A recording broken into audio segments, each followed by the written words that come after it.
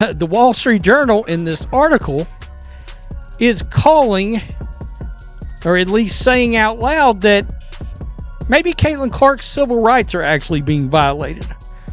Is her right to a peaceful workplace, a non-hostile work environment, are those rights being violated by the... Cece wasn't just hooping. It was like starring in Law and Order. Referees unhinged. Every game, her rights didn't just get violated. They packed up and retired early. The whistle? Selectively mute. Fouls? Only real if Cece so much as inhaled near another player. This wasn't basketball. It was a courtroom drama in gym shorts. Fair play? Cute concept. Reality? Pure chaos. Strap in. Because the way they treated Cece was nothing short of ridiculous. All of y'all who said we were exaggerating, Caitlin Clark's not getting fouled, bruh, it's to the point where we have this going on. We're talking, now there's articles about her civil rights being like thrown out. It is crazy. It is. Cece's WNBA career isn't basketball anymore.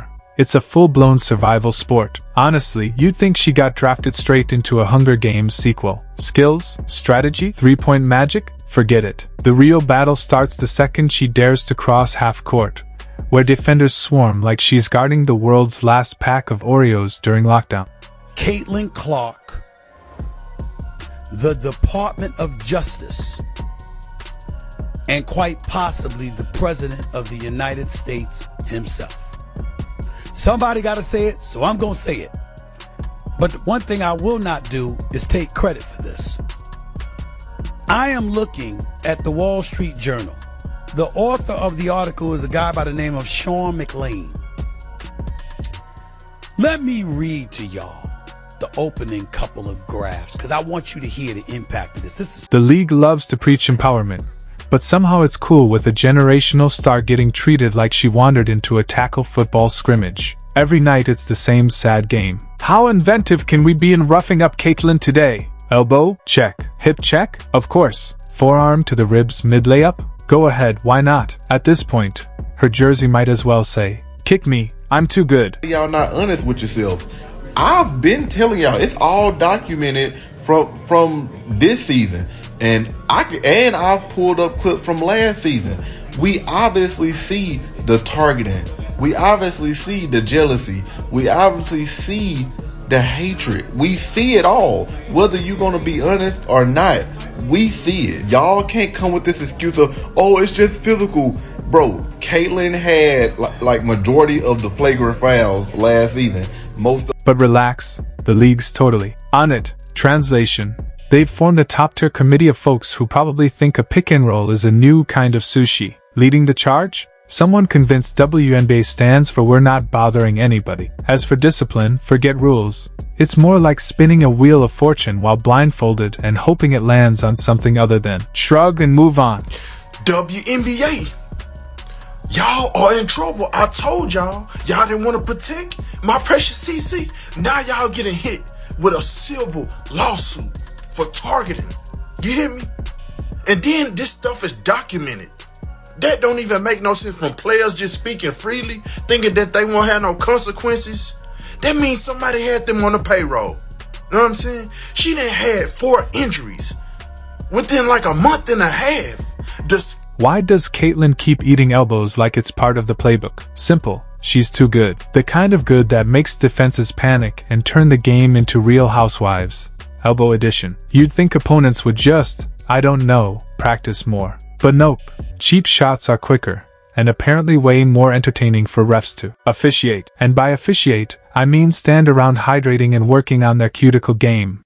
Oh man, oh man, oh man. So, I don't really talk about politics, but once politics enter my world, my rule is, I say this, we gotta talk about it. So politics are coming to our world, my world, sports, and now in Caitlin Clark's world, which is so unfortunate. I feel sorry for Caitlin Clark because she's a pawn of this whole thing, and I think Caitlin Clark needs to speak up. I'm tired of her being silent. Meanwhile, The refs seem to be participating in some sort of witness protection program mid-aim. You'd swear they're being paid per missed call. CC gets cross-lined and the official's too busy watching the Jumbotron replay of his own failure. Maybe someone should check if the refs are secretly holding a grudge from her college days, because at this rate, even WY Coyote is taking notes on how many times this girl has been ambushed with zero consequence. And don't you just love how certain people are suddenly allergic to acknowledging the elephant in the room? Or should we say the 6 feet 9 inches in center built like a Marvel villain bulldozing through every screen like she's clearing space in a mosh pit? But no, let's keep pretending this is just you elbow a rookie. Instant street cred. You flatten double C. Boom. Highlight reel. Want to trend on Twitter? Slam her to the ground and pose over her body like you just won a UFC belt. Nothing screams women supporting women like treating your most marketable player like a human crash dummy. You know how bad and nasty things gotta be for the Wall Street Journal to talk about going after y'all for her civil rights being violated? Do you know how bad it has to get? That's how nasty things have become. And you guys like to sit there and make it seem like we're making things up. We're not making nothing up. Kathy Engelberg treats Caitlin Clark like she's a headache and a disservice to the league. And don't even start with the crowd saying, well, she just needs to toughen up, right? Because when your kneecaps have migrated north, and your spine's been realigned by flying elbows, what you really need is mental resilience. At this rate, the league might as well hand her a helmet and rebrand it as character development. You'd think somebody, anybody, in the WNBA offices would realize that showcasing your brightest star getting body checked on national TV isn't exactly the marketing campaign they had in mind. Instead of growing the game, they're just growing Caitlin's bruise collection. The only thing going viral? Clips of her looking like she accidentally wandered into an NFL scrimmage. Because when officiating disappears, it doesn't build toughness, it breeds chaos. And let's be real, if this were happening to anyone else, we'd already have press conferences, hearings, and suspensions flying like confetti. But since it's Caitlin Clark, all we get is a shrug, a meme, and a bunch of retired players tweeting that she was just too hyped. And that's understandable, because there have been fantastic players in the WNBA for a long time. But Caitlin didn't disparage them. She just came in and kind of changed the game with her style. So I think it's one of those things where you have to say, okay, maybe I don't think it's fair based on the previous women who have been in this league, but it's not Caitlin's fault. All she's done is elevate the game for all of us. And I think instead of being pissed off about that, let's also talk about the absolutely Olympic-level mental gymnastics some folks are doing to defend what's happening.